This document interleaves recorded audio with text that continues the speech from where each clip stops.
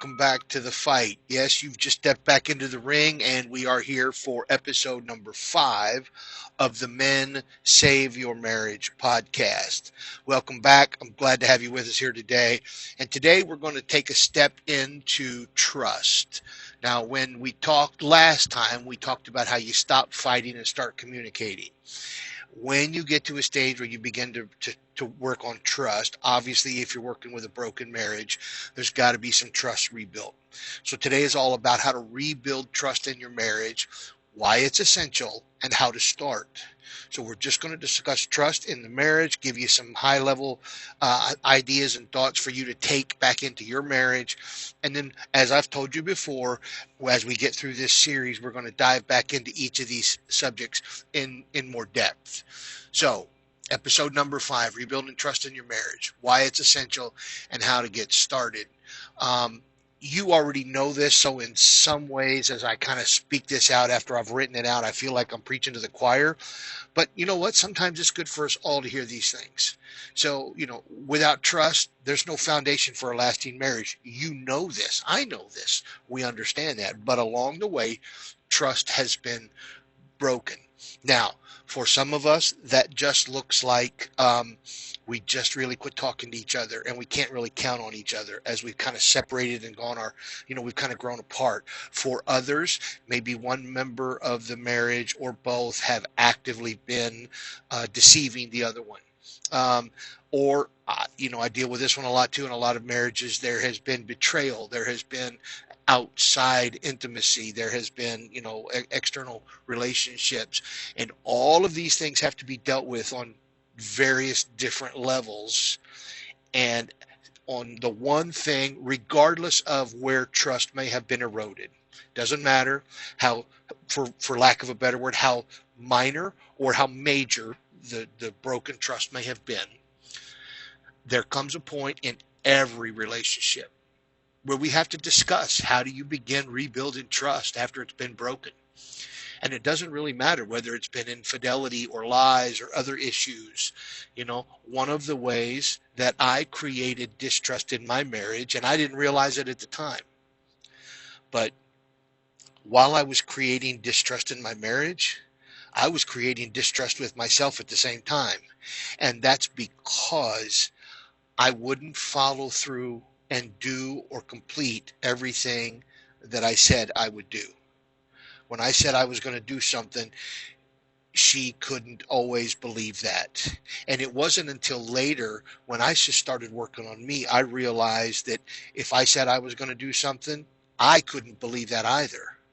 And that was really shocking to me. I'll never forget that, when I really had to look myself in the mirror and realize, okay, that's one of the ways that I contributed significantly to to uh, to kind of destroying that trust that we had.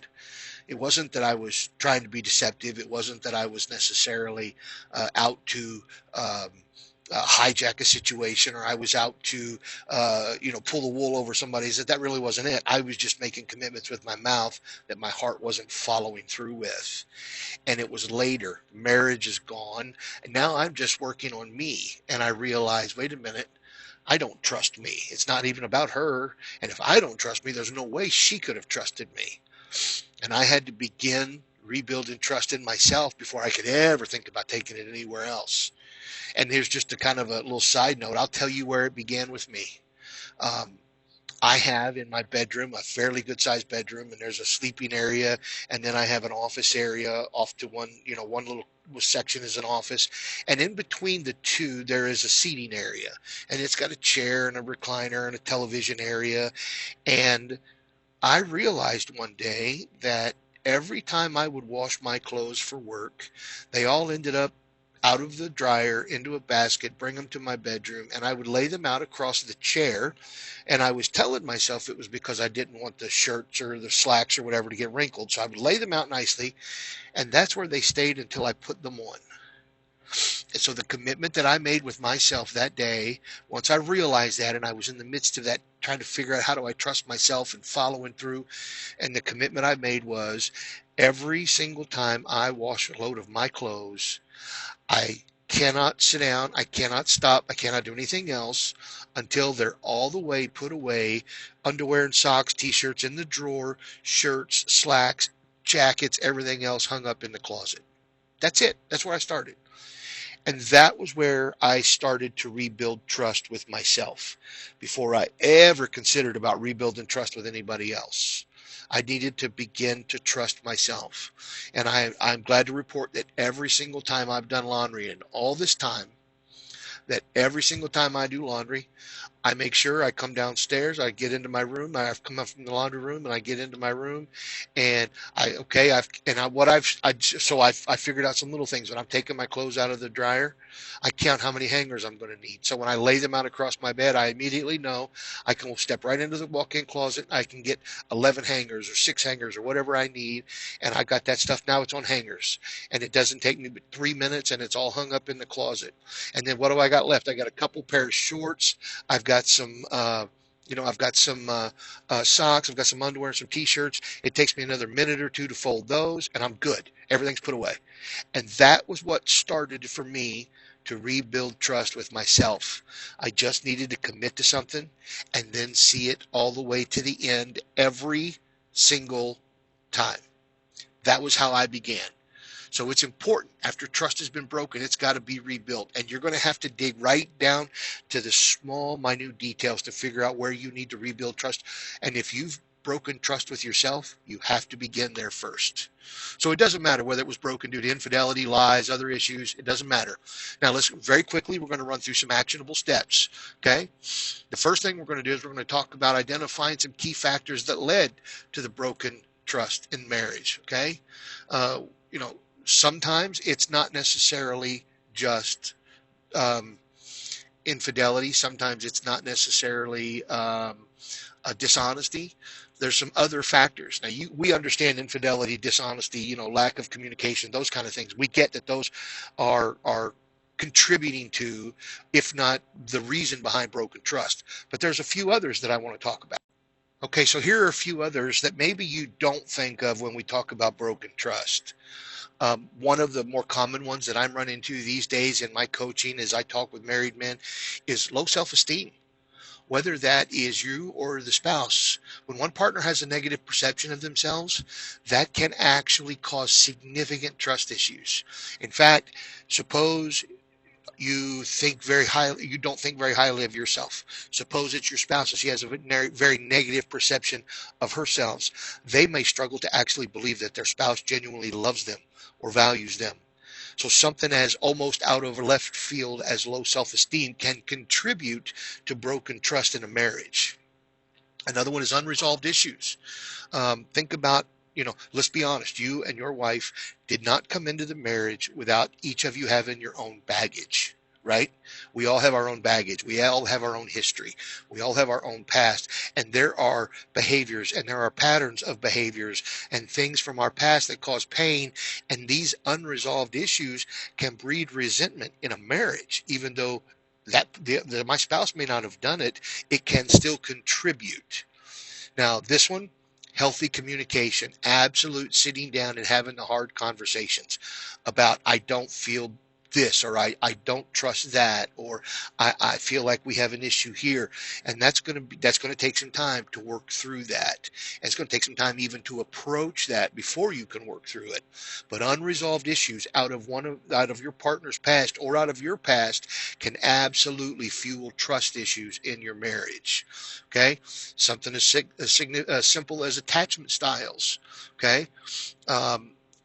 What have you experienced in the past? What has your spouse experienced in the past? I talked to some men where their spouse came out of relationships where they were abused or they had inconsistent attachments and things were a struggle with previous, relationships. And so now they have a hard time trusting their partner to completely, fully trust them. So even something as simple as attachment styles.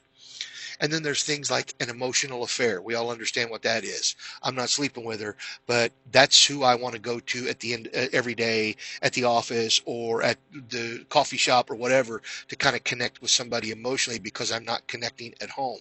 So emotional affairs, betrayals of trust, just outright, broken promises, infidelity, those things, past experiences. We kind of already talked about that one. What about a spouse that has a fear of abandonment? Maybe somebody has been abandoned in their relationship in the past. Okay. Or maybe a spouse, somebody that just simple communication problems. We talked about this one in a previous one, but what about active listening and assertiveness and actually investing in communication? Are you taking the steps to communicate on a deep level? Are you actively listening? Do they trust that you are really hearing what they have to say? And here's another one. Family influences. How many times has maybe a mother been in the wife's ear, or a sister or somebody's been in their ear? I'm not suggesting that's always the case, but listen, family, our history, all of that can truly significantly influence how we interact with our spouse, right? These are all just simple things to think about as you think through what's the trust level in your marriage, where's it at now, how do you begin to rebuild it? Also, traumatic life events that can absolutely, be, I mean, everything from, whether it be the death of a family member early or, you know, listen, in today's world, it could be everything from hurricanes to tornadoes to fires to all kinds of natural disasters. Who knows what? But there are traumatic life events that can sometimes make it difficult for people to trust. And what about people that maybe have had some psychological abuse? There are 100 different ways. I just wanted to kind of give you a few key factors. We understand again the infidelity, the lack of commitment, the broken trust, or the not following through, those kinds of things. But these are just a few that maybe they don't come to our mind right off the bat. But these are some key factors where you need to sit down and you need to think about what are the ways that trust has been broken in my marriage and how can I begin to repair it. Now, what does it look like to begin rebuilding trust? First of all, we got to treat the root cause. Okay?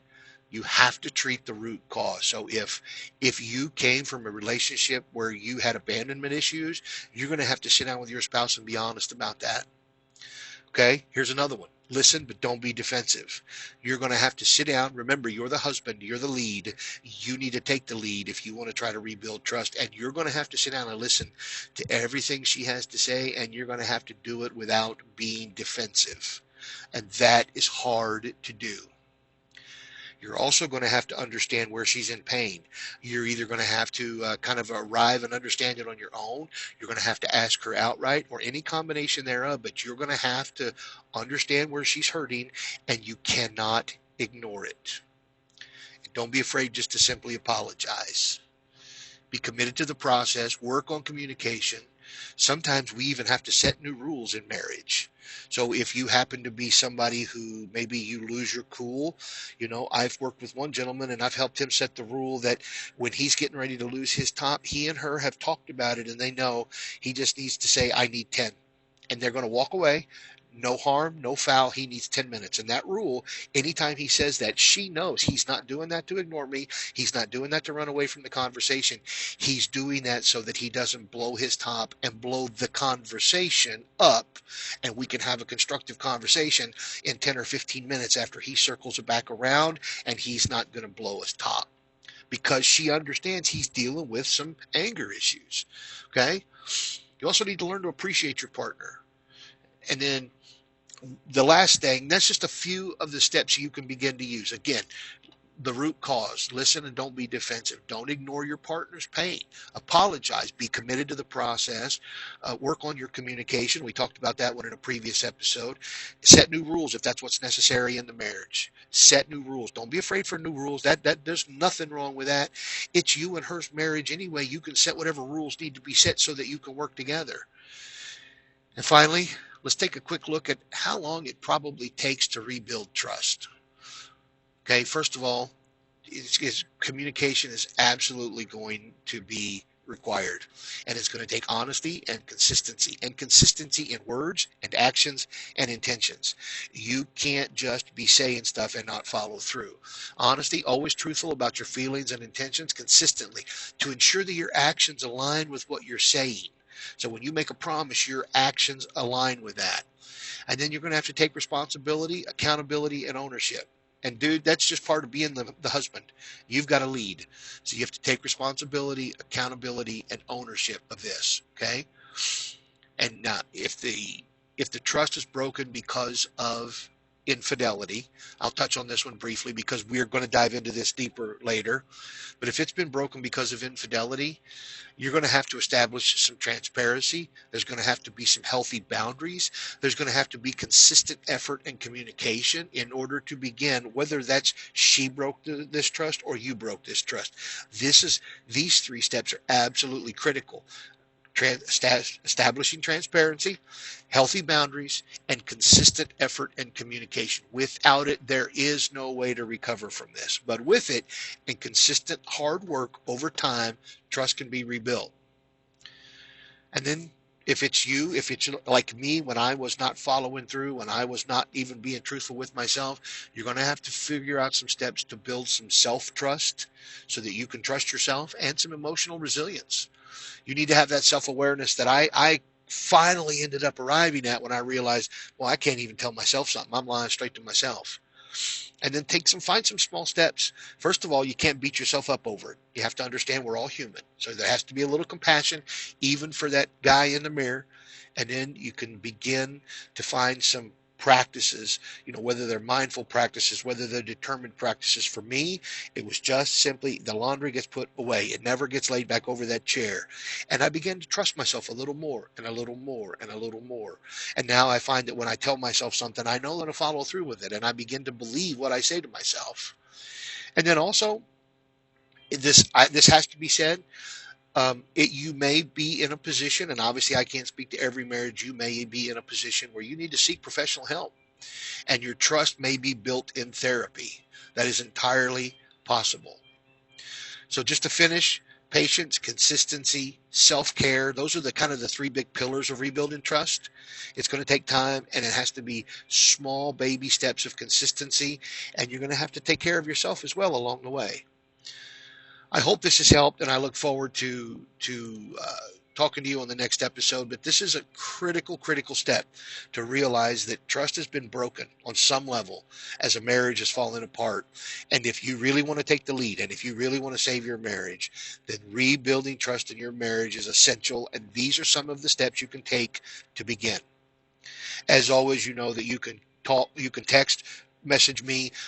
You can reach me directly at my number 812-648-3380. I look forward to hearing from you guys. Text me your questions, your comments, whatever your thoughts are on this, your own personal story, whatever it is. I look forward to talking to you, and I will see you next time right here on the Men Save Your Marriage podcast.